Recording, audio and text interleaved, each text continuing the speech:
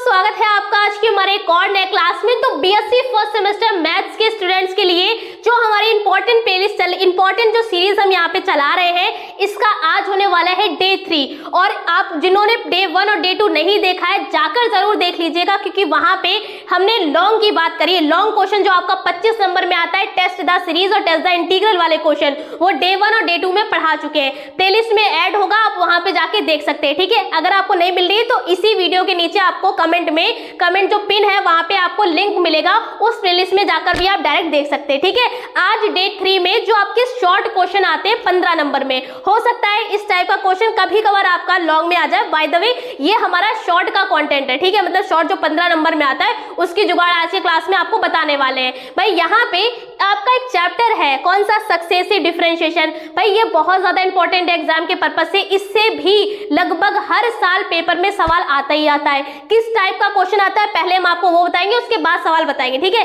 इस चैप्टर से क्वेश्चन कैसा आएगा, आपको सवाल में y दे रखा होगा और yn पूछा जाएगा। भाई जो सफिक्स में n लिखा है, इसका मतलब क्या है कि जो y फंक्शन है इसका n टाइम डिफरेंशिएशन करके बताइए आंसर क्या आएगा। ठीक है, एक ये हो गया। साथ में इसी में आपको लेबनीज थ्योरम भी है। क्या है? एक लेबनीज थ्योरम, जो हम आपको अगले डे में बताएंगे। ठीक है, डे 4 में बताएंगे इसके बारे में। और ये दोनों ही टॉपिक बहुत ज्यादा इंपॉर्टेंट है। अगर हम लेबनीज थ्योरम की बात करें तो लगभग हर साल पेपर में दिखाई दी जाती है। प्रूफमेंट की बात नहीं कर रहा है, इसके क्वेश्चंस बहुत ज्यादा इंपॉर्टेंट है और इजी भी होते हैं। अगर आपको फॉर्मूले याद है तो इसका कोई भी सवाल आप उठा लीजिए, लगा सकेंगे। ठीक है, थोड़ा सा बड़ा फॉर्मूला होता है, बट हमने आपको बहुत ही आसान भाषा में सिखाएंगे कि किस तरह से आप इतने बड़े फॉर्मूले को याद भी कर सकते हैं। ठीक है, अभी फिलहाल जो हमने आपको बताया, कुछ इस हमने एग्जाम्पल में कुछ क्वेश्चंस लिए हैं। जैसे कि एक हमने क्वेश्चन दिया, देखिए y फंक्शन दे रखा है, ये अलग अलग सवाल है। एक ये सवाल y फंक्शन है, एक ये सवाल y फंक्शन दे रखा है ना। क्या पूछा गया है? yn पूछा गया है। इसमें भी देखिए y फंक्शन दे रखा है,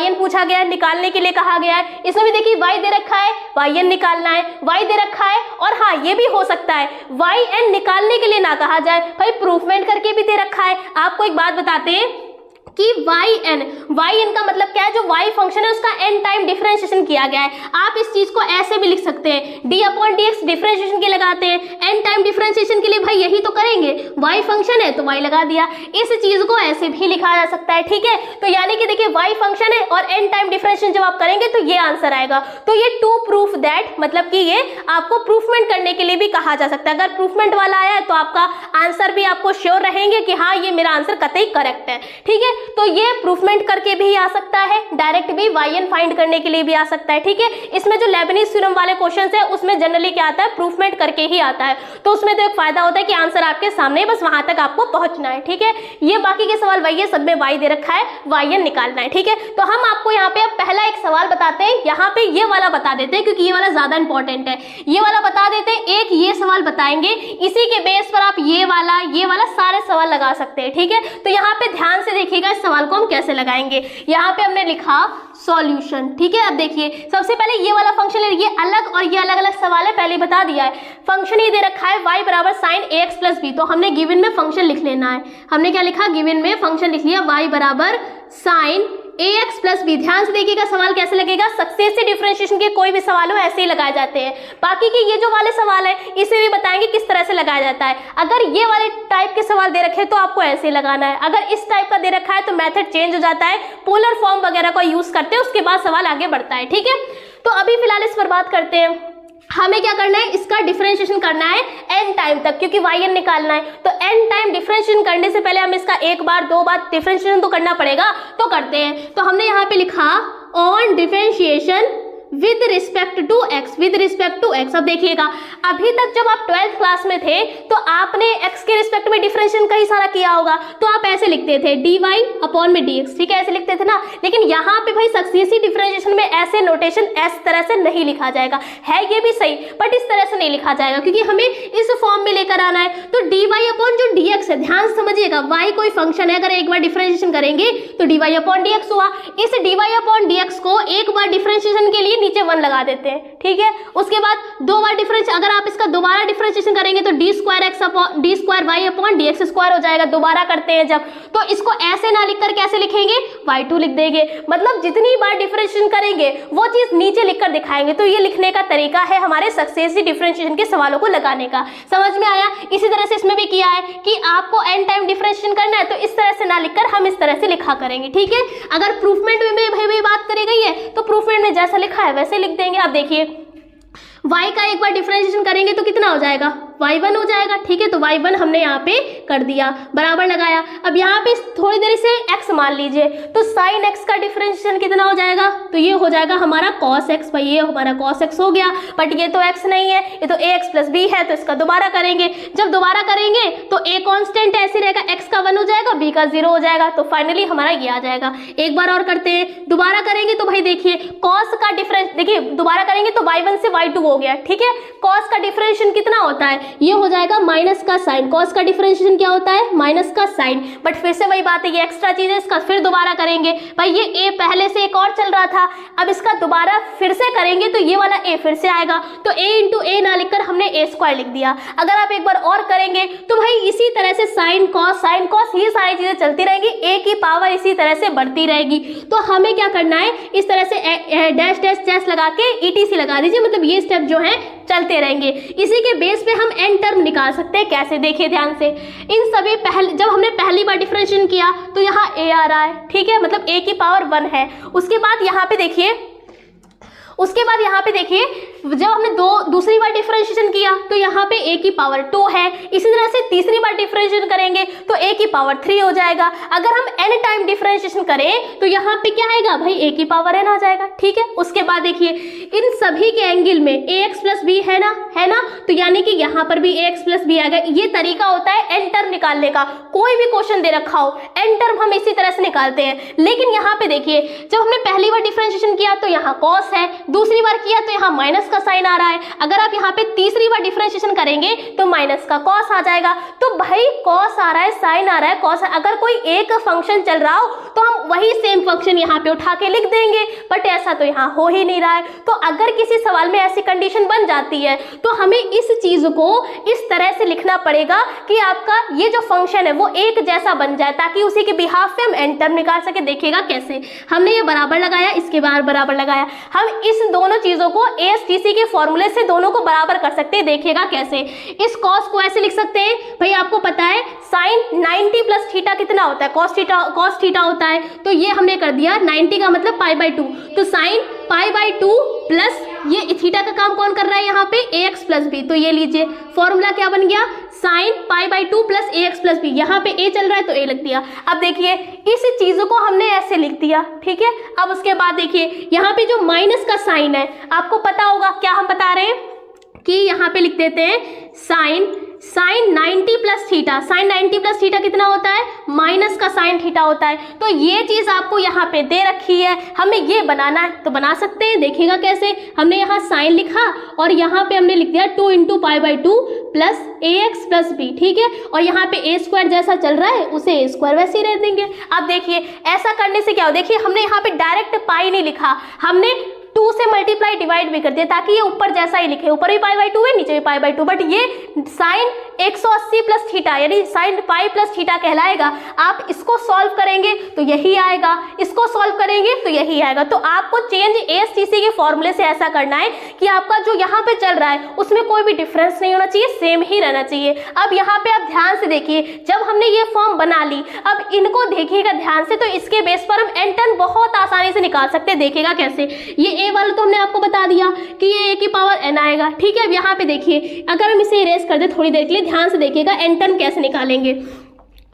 पहली बार डिफरेंशिएशन किया साइन आया, दूसरी बार किया तो भी साइन आया, तब तीसरी चौथी बार जितनी बार आप करेंगे, अगर आप फॉर्मूले को चेंज करेंगे तो साइन में ही बना लीजिएगा, तो सारे टर्म में साइन आएगा, मतलब n टर्म में भी क्या आ जाएगा, साइन आ जाएगा। ठीक है, उसके बाद देखिए यहाँ पे भी π/2 है। अब अगर हम अपने पास से यहाँ पे 1 लगा दें मल्टीप्लाई में तो कोई भी डिफरेंस नहीं होगा, भाई 1 ही तो लगाया है, मल्टीप्लाई करेंगे π/2 ही आएगा। तो 1 से मल्टीप्लाई करी तो π/2 आया, अगर हमने यहाँ पे π/2 में 2 से मल्टीप्लाई कर दी, इसी तरह से जब तीसरी बार डिफरेंशिएशन करेंगे तो π/2 में 3 से मल्टीप्लाई कर देंगे तो वो वाला फॉर्मूला बन जाएगा। तो यानी कि n टाइम जब आप करेंगे तो n टाइम में क्या होगा भाई, n टाइम हो जाएगा π/2।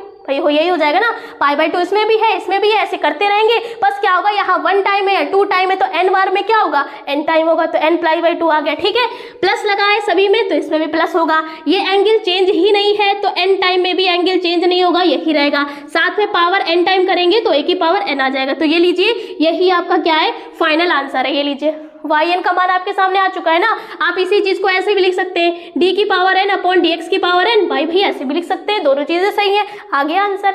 इस टाइप का कोई भी सवाल दे रखा हो पेपर में, आपको ऐसे ही लगाना है। साथ में याद रखिएगा, ये एज अ फॉर्मूला भी काम करेगा। क्या आप इसे याद रखिएगा कि साइन ax प्लस, इस तरह से लिख लीजिए भाई, यहाँ पे ये आप इस चीज को ऐसे भी लिख सकते हैं। देखिए साइन ax प्लस b, देखिए ध्यान से, ये भी हम आपको चीज यहीं पर बता देते हैं कि अगर साइन ax प्लस बी है, आगे अगर ये लिखा हुआ है और कहा गया है इसे फाइंड करके बताइए, तो घबराइएगा मत। इसका मतलब भी क्या है कि इस फंक्शन का n टाइम डिफरेंशिएशन करना है, इसको भी याद रखिएगा। एक बार डिफरेंशिएशन करने के लिए कैपिटल D लिखते हैं, 2 बार डिफरेंशिएशन के लिए d² कर दीजिए, 3 बार के लिए तो d³। ये सब लिखने के तरीके होते हैं जो हमारे सक्सेसिव डिफरेंशिएशन में यूज होते हैं। ठीक है, तो ये चीजें हमने आपको बता दी। अगर इस तरह से भी लिखा हो तो घबराइएगा नहीं। तो अगर ये है, ये आपका एज अ फॉर्मूला काम आएगा। आपने इस फंक्शन का m टाइम डिफरेंशिएशन किया तो कितना आया, इतना आ गया। अब अगर हम इसका दूसरा सवाल उठा ले, ये वाला y बराबर साइन ax, ये वाला उठा ले, तो कोई बात नहीं, आपका सेम यही आंसर आ जाएगा। देखिए अगर हम इसकी बात करें, इसका अगर n टाइम डिफरेंशिएशन की बात करें, तो n टाइम डिफरेंशिएशन की बात करें, सेम आप ऐसे ही सॉल्व करेंगे, आपका यही आंसर आएगा। क्या आंसर आएगा, साइन n π/2 प्लस, यहाँ पे ax प्लस b चल रहा था तो x प्लस b आया, यहाँ केवल ax चल रहा है तो केवल ax आ गया। तो ये लीजिए, मल्टीप्लाई में 1 की पावर n है, तो ये आंसर आ जाएगा। ठीक है, तो ये हमने आपको दोनों ही सवाल बता दी, एक सवाल लगा के बताया, एक इसे आप एज अ फॉर्मूला जरूर याद रखिएगा, हो सकता है किसी सवाल में यूज हो जाए। ठीक है, उसके बाद किस तरह से लगाया जाता है वो भी हमने आपको बता दिया।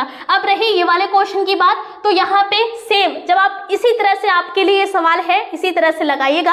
आंसर क्या आएगा इसका आंसर और इसका आंसर दोनों लगभग सेम ही होंगे, जैसे हमने आपको ये बताया। इसका आंसर क्या आएगा, सेम आंसर भाई यही आएगा, बस साइन नहीं आएगा, साइन की जगह कॉस आएगा। क्या आएगा, cos n π/2 plus ax plus b an, यही आएगा, बस साइन की जगह कॉस आएगा। सेम इसी तरह से लगाया जाएगा। ठीक है, तो ये दोनों सवाल हमने आपको बता दिए। इस टाइप कोई सवाल आए आपको ऐसे ही लगाना है। ठीक है, समझ में आई, होप आपके आ गया होगा।